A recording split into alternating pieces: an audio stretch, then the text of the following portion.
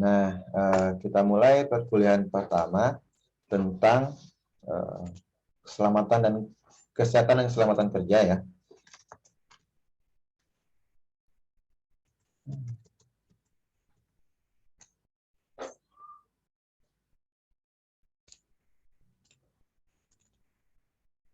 Sudah muncul?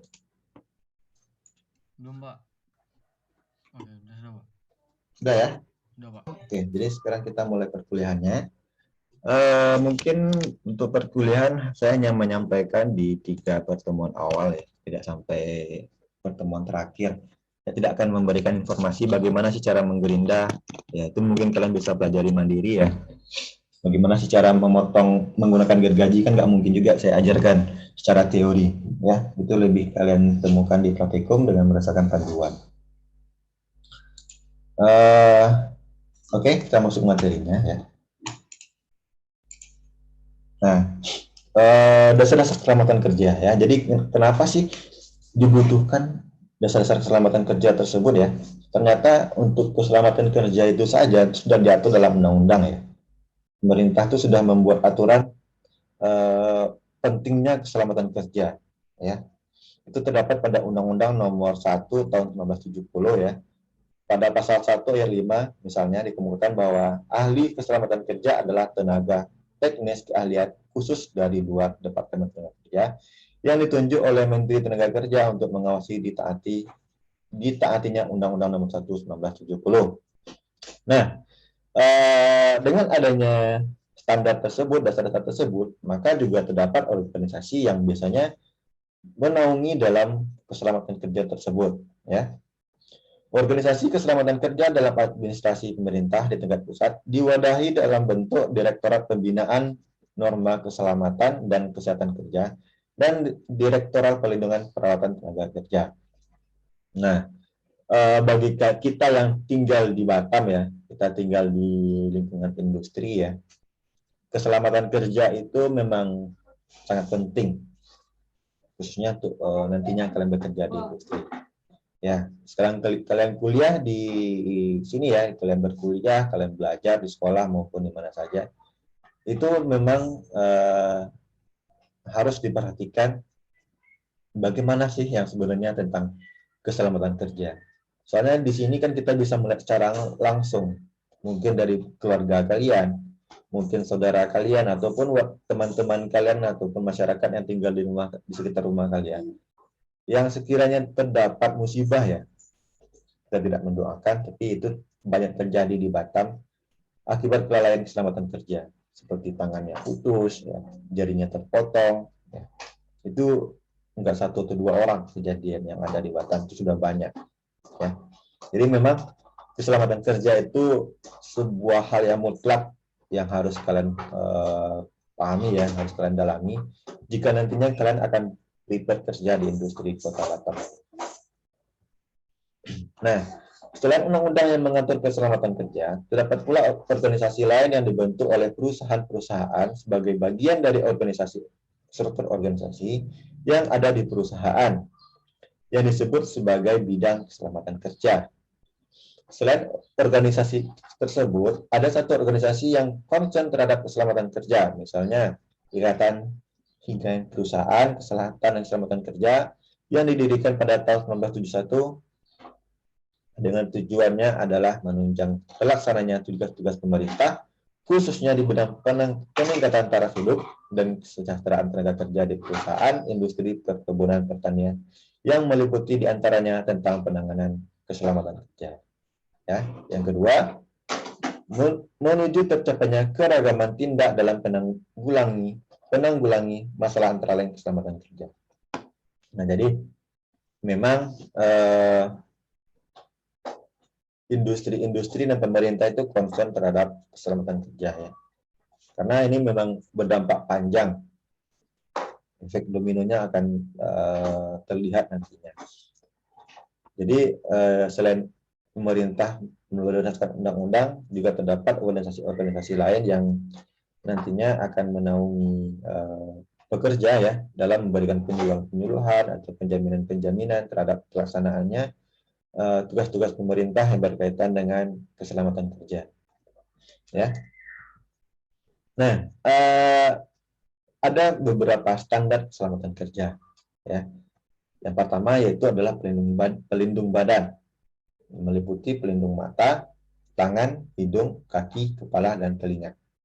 Ini adalah organ utama yang ada di sekitar wajah, ya, maupun kaki dan tangan maupun kepala. Lanjut ada pelindung mesin, ya. Kalau yang tadi itu yang melekat ke badan kita, ya, melekat ke tubuh kita. Yang kedua ada pelindung mesin. Nah, ini otomatis berkaitan dengan keamanan dari mesin tersebut. Sebagai tindakan untuk melindungi mesin dari bahaya yang mungkin timbul dari luar ataupun dari dalam atau dari pekerja itu sendiri. Jadi mesin-mesin tersebut juga butuh dilindungi, ya, agar tidak terjadi kerusakan berdasarkan dari luar, misalkan dari faktor gigit tikus misalnya, ya, ataupun dari instalasi listriknya bermasalah dari mesin tersebut. Nah, itu juga perlu dilaksanakan standar keselamatan kerja. Yang ketiga, alat pengamanan listrik. Nah, ini juga sangat sering terjadi, ya, pada peralatan-peralatan elektronik, ya. Ini perlu diperhatikan untuk standar keselamatan kerjanya. Yang keempat, pengamanan ruang, meliputi pemadam kebakaran, sistem alarm, air hidran, penerangan yang cukup, ventilasi yang udara yang baik, dan sebagainya. Nah, ini juga perlu diperhatikan dalam standar keselamatan kerja. Lanjut, penanggung jawab keselamatan kerja. Nah, di sini ada tiga unsur utama, ya, tiga unsur utama dalam pelaksanaan penanggung jawab keselamatan kerja, yaitu ada guru atau dosen sebagai pemberi instruksi, ya, sebagai memberikan arahan dalam bekerja. Yang kedua ada storeman atau teknisi, ya. Yang ketiga ada seorang pekerja atau praktikan. Ini kalau kita ibaratkan dalam perkuliahan di bengkel nantinya di Braille, ya. Ini adalah guru, ini adalah laboran, ya. Ini adalah kalian sebagai mahasiswa. Seorang guru itu memiliki tugas dan kewajiban antara lain memberikan instruksi yang benar kepada anak buahnya secara tepat dan aman untuk tiap-tiap bagian yang akan dikerjakan. Nah, jika terjadi kecelakaan, seorang guru berkewajiban menyelidiki sebab-sebab kejadian tersebut dan kecelakaan yang terjadi. Guru wajib melaporkan kepada atasannya atas kejadian kecelakaan tersebut, melaporkan tentang kerusakan mesin maupun alat yang digunakan, serta mencatat peristiwa tersebut secara akurat dan tertib. Nah, itu tugas dari seorang guru ataupun dosen dalam tanggung jawab keselamatan kerja. Lanjut kepada seorang storeman atau teknisi, ya. Bertanggung jawab penuh terhadap alat-alat dan mesin yang ada di ruang bengkel tersebut, mulai dari pemeliharaan, pemberian layanan peminjaman, ya, atau mencatat barang yang masuk dan keluar, mencatat jumlah barang yang ada, mencatat kerusakan pada alat kerja, baik itu alat tangan maupun alat mesin. Ya, jadi itu tugas dari seorang teknisi. Dan sebagai seorang pekerja atau praktikan, tugasnya adalah mentaati semua aturan yang ada. Ia berkewajiban melakukan pekerjaan dengan hati-hati dan aman, menjaga keutuhan alat dan kebersihan ruang kerja, bertindak secara tepat jika terjadi kecelakaan, dan melaporkannya kepada guru ataupun dosen. Nah, ini tiga unsur yang bertanggung jawab atas keselamatan kerja. Jadi ketiga-tiganya ini harus bersinergi, ya. Seorang guru dan dosen itu memberikan arahan, ya, instruksi-instruksi yang benar. Seorang teknisi menjamin semua alat-alat itu berada dalam kondisi sehat, ya. Mencatat kondisi barangnya, mencatat barang masuk, jumlah barangnya berapa, dan seorang praktikan atau pekerjanya itu harus bekerja sesuai dengan aturan yang sudah diberikan. Lanjut kita lihat sistem keselamatan kerja, ya. Seorang pekerja, baik peserta diklat, ya, teknisi ataupun guru yang bekerja dalam lingkungan bengkel atau laboratorium dalam teknik kejuruan misalnya, haruslah mengetahui tentang pengetahuan keselamatan kerja. Mereka juga harus mengetahui tata cara bekerja dengan benar, cara bekerja yang aman dan secara baik bagi dirinya sebagai orang yang terlibat dalam pekerjaan itu, maupun benda kerja yang dikerjakan serta lingkungan kerja yang di sekitarnya. Terjadinya kecelakaan menyebabkan kerugian pada tiap-tiap orang yang terlibat baik secara langsung maupun secara tidak langsung dalam bekerja tersebut. Jika terjadi kecelakaan, maka orang yang bersangkutan akan menderita sakit atau gangguan fisik lainnya. Kerugian lainnya adalah kerugian benda, usaha kerja, kesehatan, dan aktivitas sosial lainnya. Nah, jadi memang sistem keselamatan kerja ini harus diterapkan pada semua unsur tersebut, baik itu pada gurunya, teknisinya, maupun peserta didiknya atau peserta diklatnya. Karena jika memang sistem keselamatan kerja ini tidak terlaksana, itu akan ada efek baik kerugian secara materi ya, kerugian benda, kerugian fisik ya, maupun waktu, usaha dan lain sebagainya. Jadi nantinya kalau kita bekerja dalam sebuah industri ya, kita kan dituntut bekerja secara on time, secara cepat ya.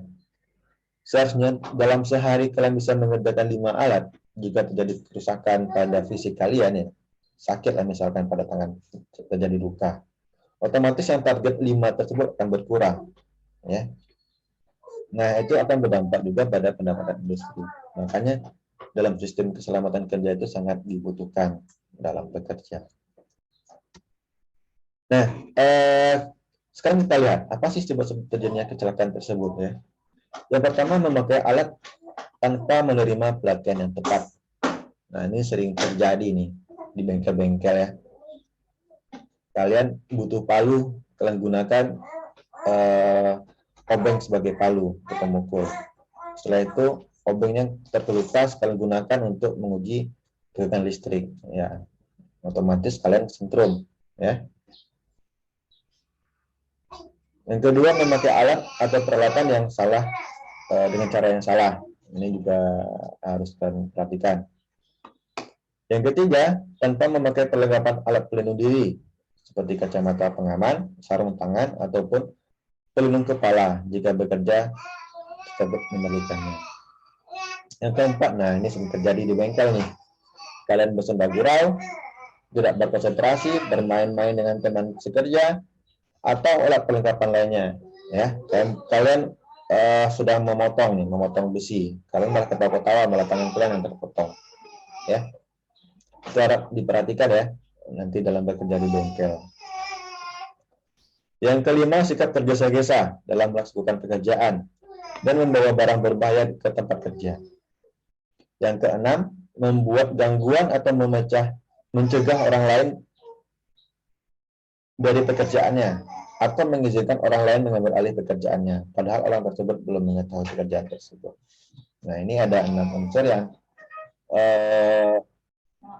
merupakan sebab terjadinya kecelakaan. Selain ini juga masih banyak sih yang menjadi penyebabnya. Jadi ada beberapa banyak alasan, banyak penyebab terjadinya kecelakaan tersebut. Di sisi lain ya, kecelakaan sering terjadi akibat kondisi kerja yang tidak nyaman. Nah, ini juga mempengaruhi. Contohnya adalah tidak ada instruksi tentang metode yang digunakan apakah aman atau tidak adanya atau kurangnya pelatihan pada si pekerja, memakai pakaian yang tidak cocok. Kecelakaan di sisi lain ya, kecelakaan sering terjadi akibat kondisi kerja yang tidak nyaman. Ya. Nah, misalkan lainnya, misalkan karena kalian lagi membutuhkan pencahayaan yang lebih terang dalam sebuah bengkel tersebut, sehingga ketika kalian mau menggunakan mesin potong ya, mesin pemotong itu tidak terlihat mana yang akan kalian potong. Jadi selain dari kondisi si pekerja tersebut, juga harus memperhatikan kondisi dari ruangan yang akan kalian gunakan untuk bekerja.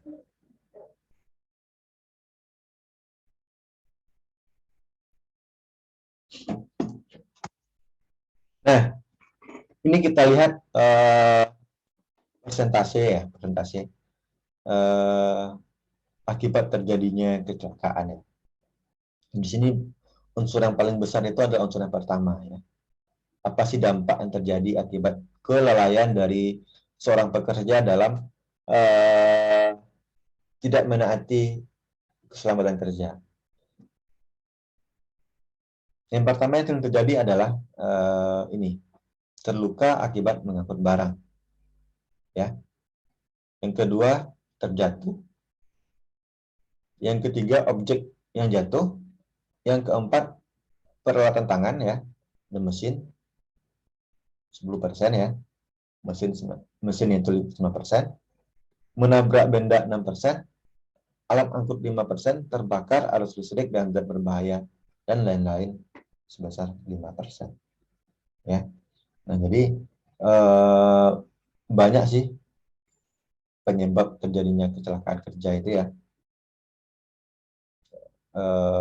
yang sekiranya dapat membahayakan bagi si pekerja maupun benda kerja yang akan dikerjakan.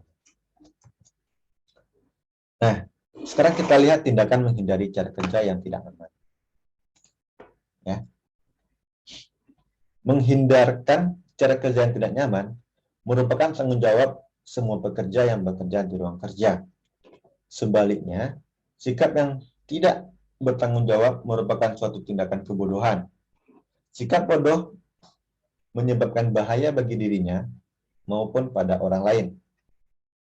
Oleh karena itu, ikutilah instruktur supervisor atau pimpinan, pakailah cara-cara kerja yang benar, tenang, dan tidak ceroboh dalam segala hal jika akan memulai kerja.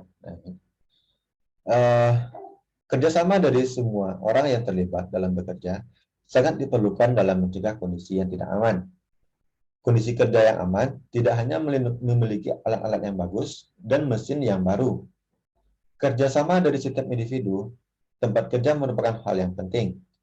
Menjadikan tempat kerja yang bersih, sehat, tertib, teratur, dan rapi merupakan syarat yang sangat menentukan keberhasilan kerja secara maksimal. Nah, ini untuk semester 3 dan untuk semester 1 ya. Nantinya kalian kan akan bekerja dalam bengkel ya, dalam bengkel braille. Nah, ini biasanya harus kalian perhatikan ya dalam bekerja. Karena yang bekerja menggunakan mesin tool itu kan bukan hanya kalian saja. Jadi, untuk menghindari terjadinya kecelakaan kerja itu, jika kalian ingin menggunakan mesin tool ya, otomatis kalian harus melihat dulu kondisi lingkungannya di sana, kondisi mesinnya bagaimana, apakah mesinnya bersih atau tidak, ya. Itu jadi sebuah standar keharusan yang harus kalian kerjakan dalam penggunaan mesin tool. Ya, karena apa? Kalau misalkan mesin tersebut kotor ya, terdapat sisa-sisa pemotongan dari pengguna sebelumnya, misalkan sisa potongannya berserakan ya, ataupun punya lempengan-lempengan kecil yang tertinggal dalam mesin tersebut akibat pemotongan sebelumnya. Nah, itu harus kalian bersihkan terlebih dahulu ya. Karena nanti jika kalian gunakan dan itu akan berdampak kepada ketidaknyamanan dan akan menimbulkan kecelakaan kerja. Tindakan pencegahan terhadap kemungkinan kerja ya terjadinya kecelakaan adalah hal yang penting dibandingkan dengan mengatasi terjadinya kecelakaan. Ya. Kecelakaan dapat dicegah dengan menghindarkan sebab-sebab yang bisa mengakibatkan terjadinya kecelakaan. Tindakan pencegahan yang dilakukan dengan cara penuh kehati-hatian dalam melakukan pekerjaan dan ditandai dengan rasa tanggung jawab. Mencegah kondisi kerja yang tidak aman, mengetahui apa yang harus dikerjakan dalam keadaan darurat, maka secara segera melaporkan segala kejadian, kejanggalan, dan kerusakan peralatan sekecil apapun kepada atasannya. Kerusakan yang kecil ataupun ringan, jika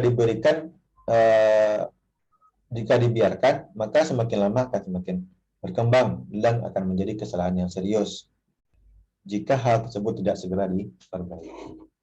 Nah, ya itu ya. Jadi memang harus kalian perhatikan nanti dalam bekerja ya.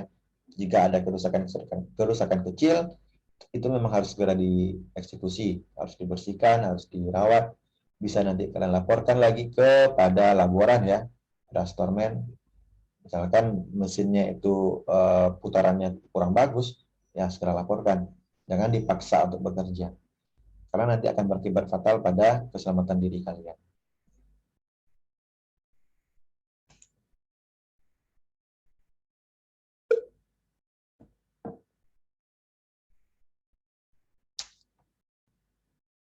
Nah, untuk tugas pertama ya, tugas pertama, silakan nanti kalian buat ya, kalian buat dalam bentuk file ya, file Word boleh, PDF boleh.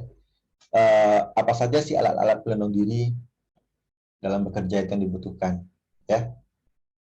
Silakan kalian cari di internet sebanyak mungkin ya. Apa sih jenis-jenisnya alat pelindung diri, apakah itu di badan, apakah di kaki, dan sebagainya.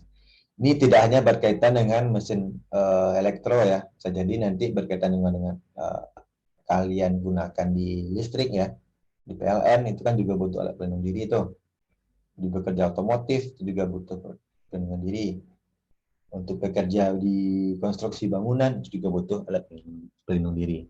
Nah, boleh nanti kalian tulis sebanyak mungkin ya, apa saja sih alat pelindung diri yang dibutuhkan untuk keselamatan kerja. Dan di sini ada pertanyaan. Kumpulnya kapan, Pak? 1 minggu ya. Kita tugas 1 minggu. Ada lagi? Pak, itu dikumpulnya di learning apa ya? Ya, nanti akan saya buatkan form ya. Nanti akan saya buatkan di learning tempat pengumpulan tugas tersebut. Siapa? Ya. Oke, Pak. Ada lagi? Dikerjakan 1 minggu, upload ke learning, boleh dalam bentuk Word ataupun PDF. Itu berarti 1 minggu ke depan harus membuat tugas ini ya, tentang apa saja alat-alat pelindung diri. Oke, lanjut ya. Oke, Pak. Lanjut, Pak. Lanjutkan. Kalau misalkan belum paham, silakan bertanya ya. Bisa kita diskusikan nanti. Iya, Pak. Nah, kita lihat penerapan sistem keselamatan kerja pada penggunaan peralatan tangan ya. Nah, alat pendukung yang diperlukan pada pengerjaan benda-benda bengkel mekanikal elektro ya. Kita bahasnya di sini menyebutnya mechanical elektro, mekanik elektro. Seperti alat-alat perkakas tangan, alat ukur dan alat timbangan, sistem keselamatan kerja ruangan dan sebagainya. Dalam penggunaan alat perkakas tangan tidak lepas dengan penggunaan kaidah-kaidah sistem keselamatan kerja. Hal ini mutlak diperlukan karena untuk mendapatkan hasil kerja yang maksimal. Apa sih contoh-contoh peralatan kerja yang disebut dengan peralatan tangan? Yang pertama ada kikir, ya. Kikir itu ada banyak macam contohnya. Bulat, pipih, setengah bulat, pisau, kotak dengan penyayatan kasar ya, setengah kasar ataupun halus. Jadi kikir itu enggak satu jenis saja, banyak jenis-jenisnya. Ukurannya pun juga berbagai macam ya. Jadi nantinya untuk mendapatkan hasil yang optimal ya, gunakanlah jenis kikir tersebut sesuai dengan kebutuhan ya, dengan kebutuhan. Lanjut ada palu. Palu itu juga ada banyak macam. Ada palu besi, karet, kayu ya, plastik dengan berbagai ukuran. Nah, jika kalian mau menggunakan palu ya, yang seharusnya kalian gunakan itu palu karet ya, ataupun palu plastik. Misalkan nih kalian mau memukul bagian keramik misalkan. Kalian gunakan plat besi ya, palu besi ya, otomatis ini akan pecah keramiknya. Kalau keramik otomatis kita menggunakan palunya palu karet ya, ataupun plastik. Lanjut ada tang. Nah, tang itu juga banyak jenisnya. Tang kombinasi, tang potong, lancip, pengupas kabel, dan catut. Ada obeng. Obeng itu ya ada kembang, ada pipi, dan obeng lain sebagainya. Itu kalian mungkin sudah sering temukan jenis obeng ya. Ada gergaji tangan, gergaji kayu ya. Ini yang gergaji tangan dulu. Ada gergaji tangan, ada gergaji mesin nantinya.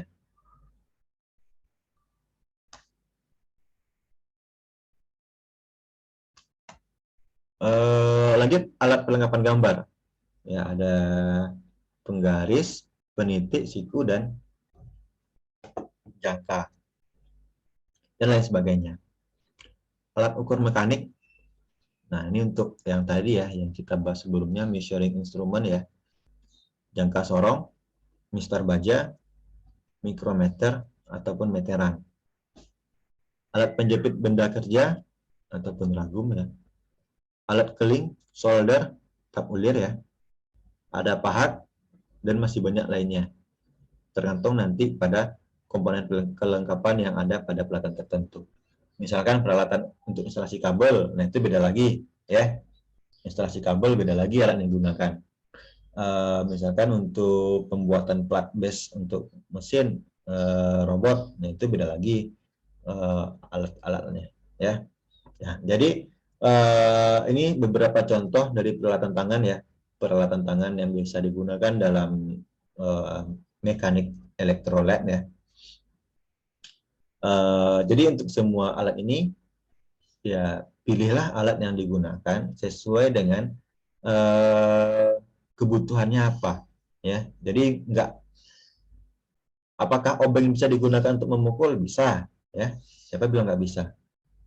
Apakah kikir bisa digunakan untuk palu, untuk memukul? Bisa. Tapi apakah logis itu digunakan? Apakah itu fungsi dari sebuah kikir? Kan tidak, ya kan? Jadi gunakanlah peralatan tersebut sesuai dengan fungsinya ya.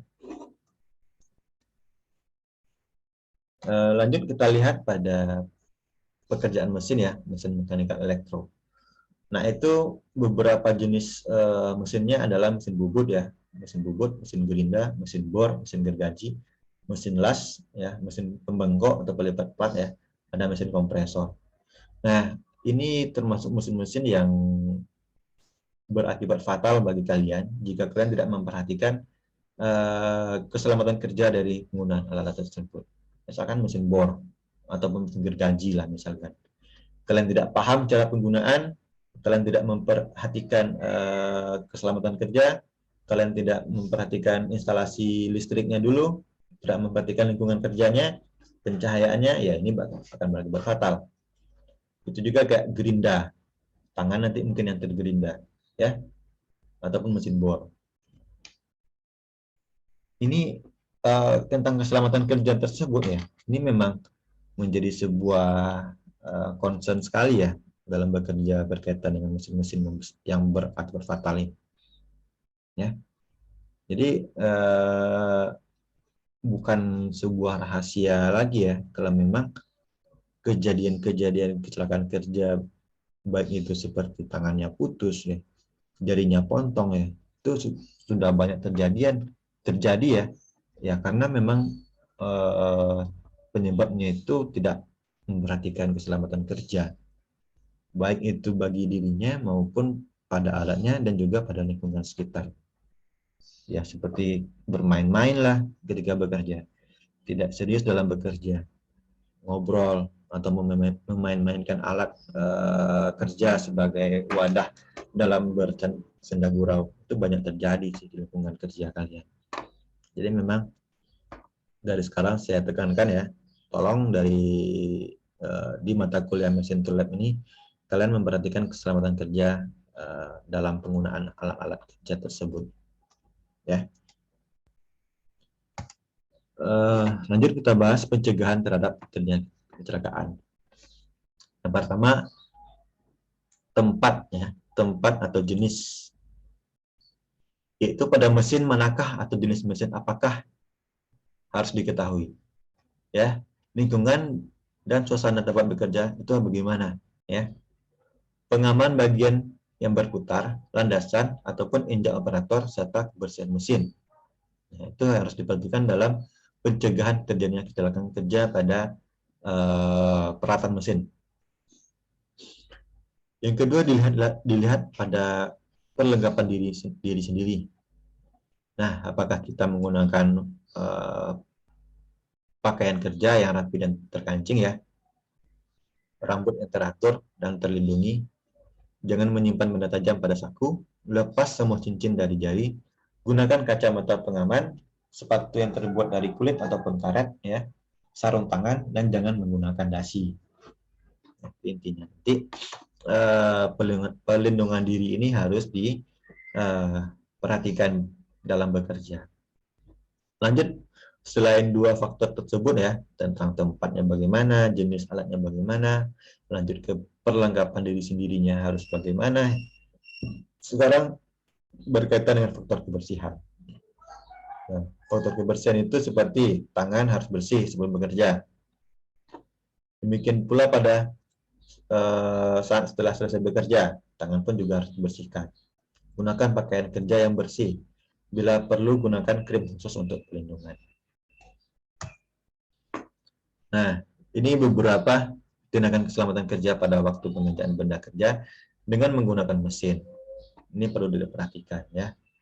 Janganlah mencoba menjalankan mesin tanpa mendapat penjelasan terlebih dahulu. Hafallah tempat di mana stop kontak mesin berada. Nah, biasanya kalau bagi yang bekerja di industri manufaktur ya, yang kayak bekerja di mesin molding lah misalkan. Nah, di mesin molding tersebut itu terdapat kayak terminatnya itu ya, atau stop kontak otomatisnya itu ya. Jika terjadi kerusakan pada mesin ya kita harus segera menuju ke stop kontak tersebut ya. Kita harus hafal dulu di mana sih posisi stop kontak. Kalau misalkan terjadi kenapa-napa, ya itulah yang pertama yang kita matikan ya. Lanjut, dalam pemasangan alat-alat pada mesin, selalu digerakkan terlebih dahulu dengan tangan sebelum motor berputar. Nah, ini untuk melihat apakah putaran dari mesin bor ataupun gerinda tersebut berputar dengan baik ya. Jika kalian putarkan mesin gerinda misalkan ataupun mesin bornya itu kalian putarkan tidak bagus ya, tidak simetris lah misalkan, berputarnya agak goyang lah misalkan. Nah, itu harus kalian perbaiki terlebih dahulu sebelum kalian menghidupkan mesin tersebut. Soalnya kenapa? Kalau misalkan nanti pemasangan mata bor atau pemasangan mata gerinda itu tidak pas, kalian hidupkan motornya tersebut, otomatis bisa jadi mata gerinda atau mata bornya akan terbang, akan lepas ya, maka akan membahayakan diri pada pengguna tersebut. Jangan lupa menggunakan kacamata pengaman jika mengerjakan benda kerja pada mesin dan menghasilkan beram yang berloncatan. Nah, jika akan menggunakan mesin ya, jika menghasilkan beram itu kayak percikan api lah, ataupun menghasilkan debu lah akibat dari pengerjaan mesin tersebut ya, sebaiknya menggunakan kacamata pengaman ya, agar melindungi mata dari loncatan-loncatan beram tersebut. Jauhkanlah jari-jari Anda dari alat atau benda kerja yang sedang berputar. Jangan mencoba memindahkan beram-beram dari mesin dengan tangan telanjang. Gunakan sikat ataupun perkakas lain yang tepat. Pasanglah selalu alat-alat benda kerja yang kuat. Jangan menggunakan pakaian yang longgar, dasi, ataupun cincin. Jangan menggunakan jangan menghentikan benda ataupun bagian yang masih berputar pada mesin dengan tangan. Jangan membersihkan mesin ataupun benda kerja pada saat motor lagi berputar. Jangan menjalankan mesin ataupun mengajak berbincang-bincang pada waktu bekerja. Curahkanlah perhatian pada saat bekerja. Istirahatlah jika badan kalian merasa letih. Jangan memaksakan diri untuk terus bekerja. Nah, ini ada beberapa tindakan-tindakan ya untuk menghindari kecelakaan kerja ya pada penggunaan mesin dalam bekerja bengkel. Nah, jadi dari sekian banyak poin-poin ini ya, dari sekian banyak poin-poin ini, semuanya mengerucut pada satu tujuan, yaitu menghindari teknisi atau menghindari dari praktikan ataupun pekerja ya dari terjadinya kecelakaan kerja. Ya, jadi memang lebih baik kita tuh menghindari ya daripada mengobati. Adapun persyaratan umum pengamanan mesin ya, tadi kita bahas tentang pengaman diri dari si pengguna mesin. Sekarang kita lihat dari pengamanan mesin tersebut ya. pengaman mesin harus memberikan pelindungan yang positif. Pengaman mesin ini mempunyai arti bahwa mesin akan berhenti secara otomatis manakala perlengkapan pengamanan tidak bekerja. Yang kedua,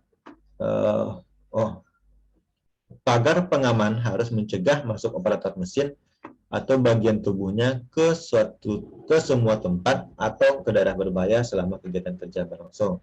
Nah, jadi yang pertama tadi kan dia itu mesin tersebut punya sistem pengaman otomatis ya. Jika terjadi pengaman otomatisnya ini tidak bekerja, maka alat tersebut harusnya tidak bisa digunakan.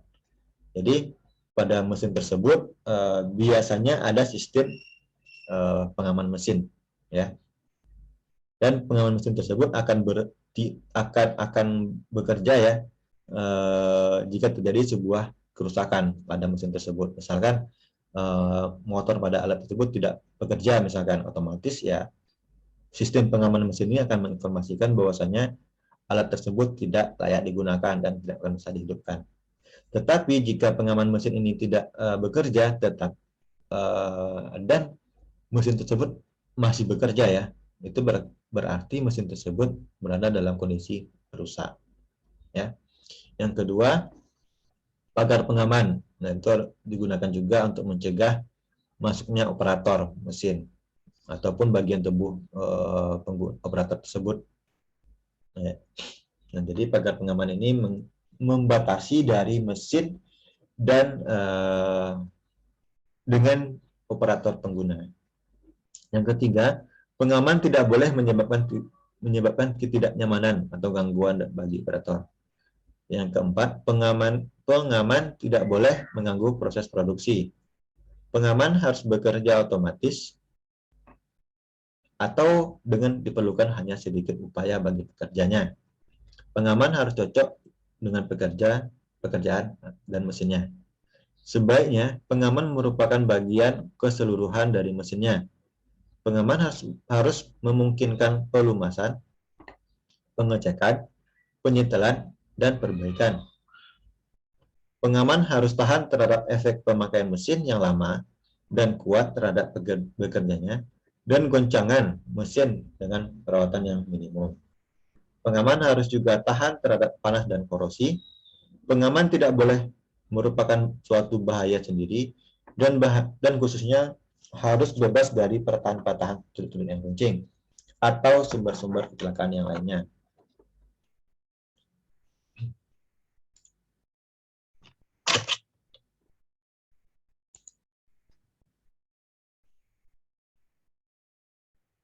Pengaman harus memberikan perlindungan terhadap hal-hal yang tidak terduga. Ya. Nah, sekarang kita lihat contoh poster yang sering kita lihat pada keselamatan kerja ya. Misalkan ini, jauhkanlah air dari benda yang dialiri arus listrik. Kira-kira apa sih akibatnya kalau misalkan kita tidak memperhatikan hal ini? Kalau misalkan kita meletakkan botol minum dekat aliran listrik, otomatis akan mengakibatkan korsleting listrik, ya kan? Ya. Sekarang nih kalian kerja di bengkel, kalian bawa minum ke tempat mesin toolnya kalian taruh minum di sana, tersenggol, jatuh, maka mesin tersebut akan dialiri air ya. Terkena air maka akan terjadi korsleting listrik. Nah, itu juga harus diperhatikan. Terkadang hal-hal kecil seperti ini yang sering kita lupa ya, kayak hanya membawa air ataupun tadi memakai dasi ketika bekerja ya, ataupun menggunakan cincin ya, ataupun baju lupa dikancingkan, rambut yang terurai kalau misalkan kalian rambutnya agak panjang ya, tidak menggunakan helm. Nah, itu kan seperti hal-hal kecil saja yang biasa kalian lakukan, tetapi itu bisa berdampak besar pada hasil kerja kalian maupun keselamatan diri kalian. Nah, ini contohnya yang kedua. Be safe at lab ya, tidak boleh berbicara, ngobrol lah istilahnya. Perhatikan langkah kalian ya, melangkah, tidak boleh masuk, tidak boleh berbawa makanan, tidak boleh merokok, Ini contoh lainnya dari Be Safe at Lab, ya. Keselamatan pada laboratorium. Nah, ini poster selanjutnya. Kecelakaan kerja selalu mengintai Anda. Enggak. Keselamatan kerja pada mesin bor, ya. Selalu mengintai Anda. Keselamatan kerja pada mesin bor. Nah, ini ilustrasinya bahwasanya kecelakaan kerja itu membayangi kita, ya, ketika kita bekerja pada peralatan-peralatan mesin, ya. Jadi di belakang kita itu ada kecelakaan yang mengintai kita, ya, jika kita tidak memperhatikan keselamatan kerja tersebut. Nah, untuk tugas kedua, silakan kalian buat sebuah poster kesehatan dan keselamatan kerja dengan topiknya itu berkaitan dengan elektromekanik, ya. Jadi buatlah sebuah poster, ya, poster K3 yang nanti berkaitan dengan penggunaan lab elektromekanikal. Ini juga waktunya 1 minggu, ya. Boleh kalian bikin dalam PDF, boleh bikin dalam bentuk JPEG, yang terserah. Pokoknya informasi yang diberikan pada poster tersebut adalah informasi tentang keselamatan kerja. Oke, jadi intinya adalah bekerja dengan aman itu adalah seperti kita bernafas, ya. Jika kita tidak melakukannya, maka kita akan mati. Itu sih sebuah quote-nya. Jadi bekerjalah dengan aman, seperti halnya kita bernafas, ya. Ya, kalau kita tidak bekerja dengan aman, ya otomatis kematian itu bisa menghampiri kita, ya. Jika kita tidak melakukannya, kita akan mati. Oke, ada pertanyaan, silakan yang mau kita diskusikan. Pak, izin bertanya, Pak. Ya, silakan. Namanya siapa? Kalau Muhammad Andri Maulana, Pak, dari kelas B pagi. Pagi, ya. Oke, silakan, Mas.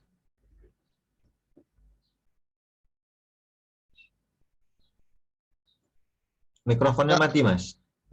Kalau di alat pengaman itu kalau ada yang koyak atau apa yang harus kita lakukan, Pak? Nah, ini kan alat pengaman mesin, ya, Mas, ya. Iya, Pak. Nah, gini, pada alat pengaman mesin, ya, alat pengaman mesin itu layaknya sebuah tool safety bagi para pengguna, ya, para pengguna atau operatornya. Jadi memang untuk alat safety pada mesin tersebut memang harus dalam kondisi standar, ya. Makanya dibutuhkanlah sebuah tahapan yang namanya maintenance, ya kan? Pada saat maintenance tersebutlah dicek semua peralatan tersebut apakah masih layak digunakan ataupun tidak. Kalau tadi berkaitan dengan sobek, ya, sobek, ya, Mas, ya. Sobek atau ada muncul duri-durinya, Pak? Nah, itu biasa kamu temukan di mana? Mesin mana itu? Mesin bor atau apa? Nah, kalau misalkan ditemukan kondisi sobek, ya, sobek atau berduri-duri yang dibilang sama Mas Andri tadi, jika itu membahayakan bagi pengguna, ya, ataupun itu kembali lagi, ya, tadi kan ada standar, ya. Nah, tadi standarnya. Nah, ini pengaman itu cocok dengan pekerjaan mesin. Tidak boleh mengganggu, tidak boleh menyebabkan ketidaknyamanan. Nah, jika kondisi ini terdapat pada kondisi pengaman, ya otomatis harus diganti, ya, Mas, ya. Misalkan menyebabkan ketidaknyamanan, ya harus diganti, walaupun kondisinya itu masih bagus, ya. Walaupun kondisinya masih bagus, tapi menyebabkan ketidaknyamanan, ya harus diganti. Ataupun gini, pengaman harus cocok dengan pekerjaan atau mesinnya. Misalkan, ya, untuk melindungi sebuah bor, misalkan kalian gunakan sebuah plat besi untuk melindungi agar tidak terjadinya percikan-percikan yang keluar. Tapi itu mengganggu pada apa? Mengganggu pada pekerja, ya. Tetap harus diganti. Mungkin nanti ruangannya lebih spesifikkan atau penempatan mesinnya dipindahkan, itu juga banyak pertimbangan nantinya yang bisa digunakan, ya. Ya intinya kalau misalkan ada sobek ataupun cacat pada pengamanan alat tersebut, ya otomatis sesegera mungkin harus diperbaiki. Itu sih, Mas. Ada lagi? Nggak ada, Pak. Oke, yang lain silakan bertanya tentang keselamatan kerja ya.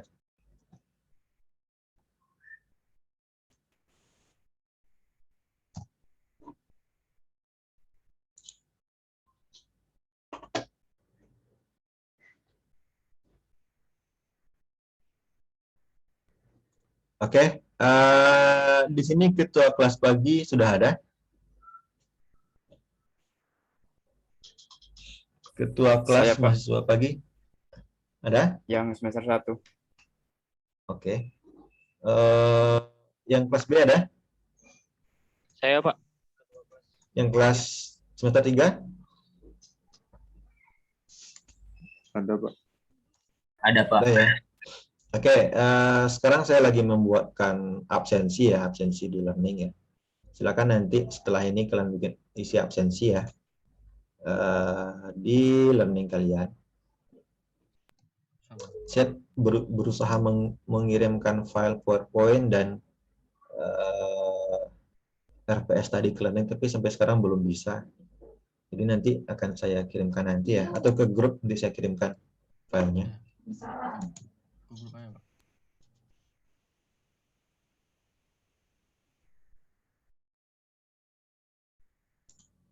Oke, silakan kalau ada pertanyaan. Oke, untuk absensi nanti setelah pertemuan ini saya bikin ya. Jadi tolong nanti sampai jam 12 silakan kalian isi absensinya nanti ya. Karena memang saya tidak bisa menggunakan 2 buah layar sekarang nih. Jadi nanti silakan kalian isi absensinya sampai jam 12. Oke, ada lagi nggak pertanyaan?